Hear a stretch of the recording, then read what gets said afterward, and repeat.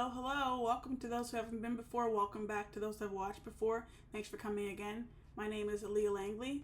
I wanted to do a really quick chat ahead of the Apple event that is on May 7th at 7 a.m. Pacific. I wanted to talk about this event quickly.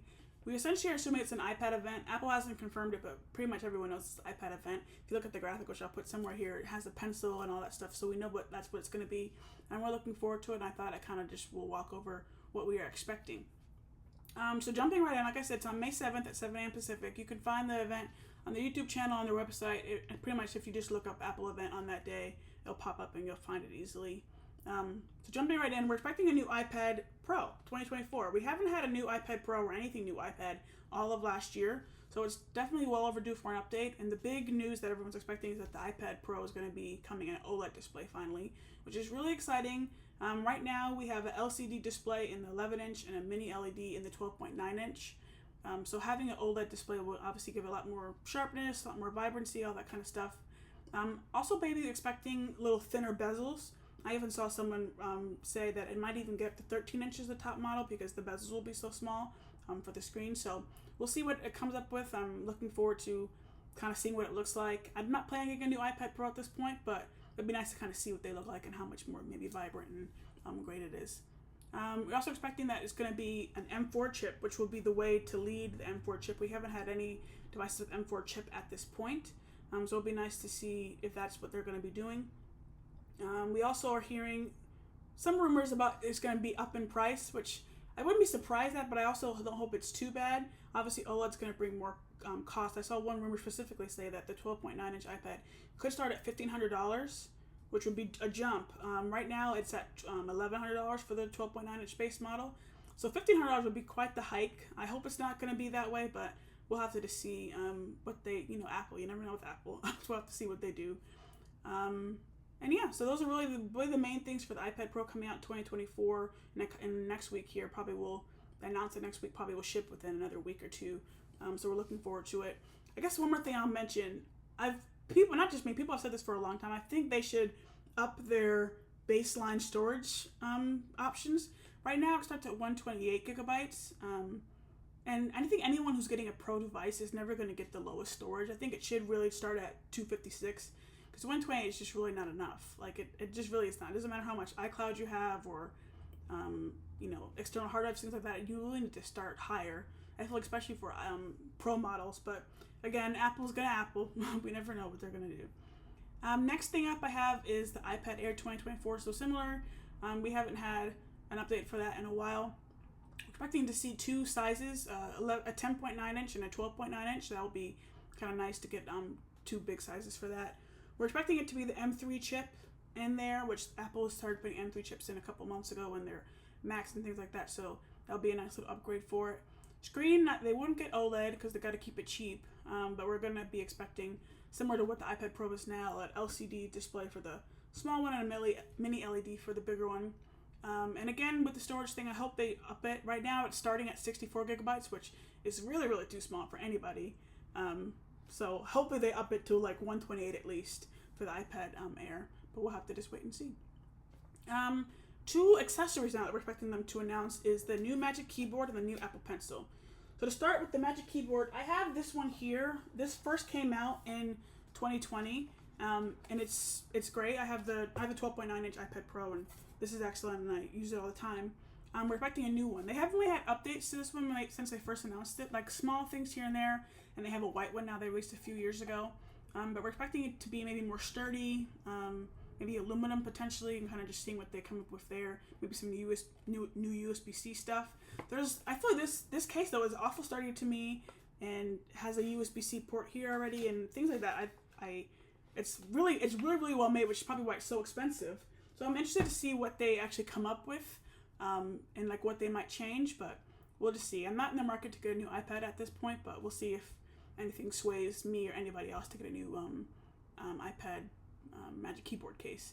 Right now, the cost of those, like I said, they're really well made, so they're expensive. The 11-inch is $299 and the 12.9-inch is $350. So you could buy some things with that money. So like I said, I'm not rushing to trying to buy a new case because my case has been great for the past 4 years now. The last thing about the accessories is a new Apple Pencil. So everyone was kind of surprised last year when they announced a USB-C Apple Pencil. That was like, I'll put a picture here, but it was like you slide at the tip and you have a USB-C plug-in, and it was really strange. Like, what? I mean, it was much better than the first one where you plug it into the back of the iPad. I remember having that on my first iPad Pro and being like, whoa, this isn't. I mean, you had to do it, but it was just not the best way to charge an Apple Pencil, and just very strange looking. So we'll see what they do. They're planning on having, apparently this is going to be replacing the second generation of the Apple Pencil. And this pencil, I feel like from the beginning, Apple Pencil's been really, really great, and I've liked it so much. So we're expecting maybe some new features and just enhancements there. So we'll see what they come up with. Apple Pencil, I feel like it's already been great for so long, and they've been continuing just to improve it as it's gone on in terms of how to charge it, in terms of like its responsiveness, little things you can do on it. So it'll be nice to see kind of like the updates.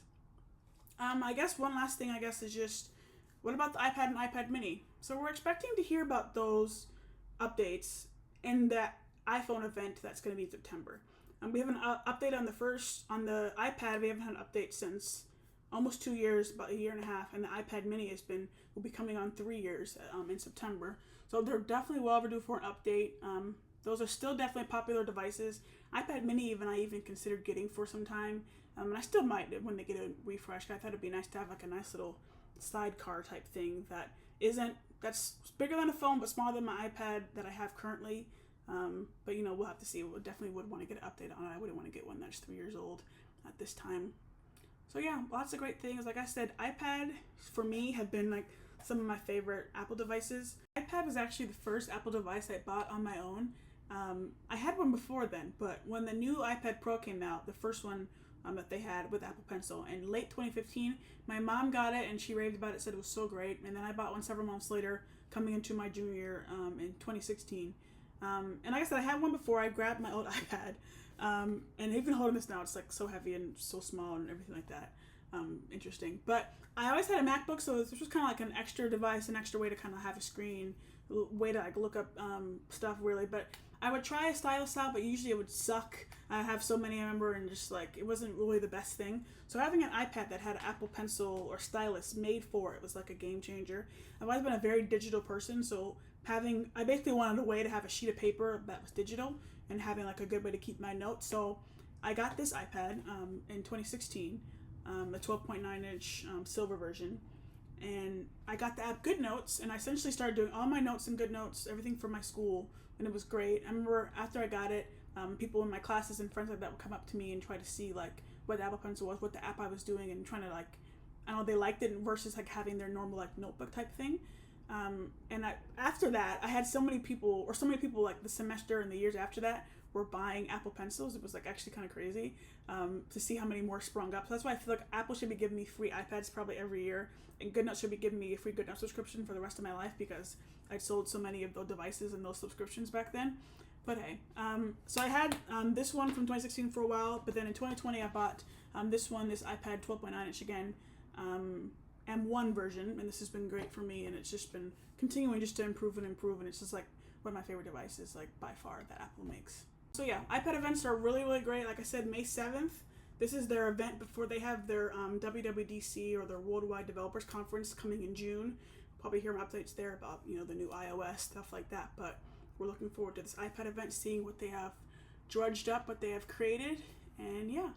I will come back with a video after the May 7th event to kind of talk about what they have confirmed, things like that.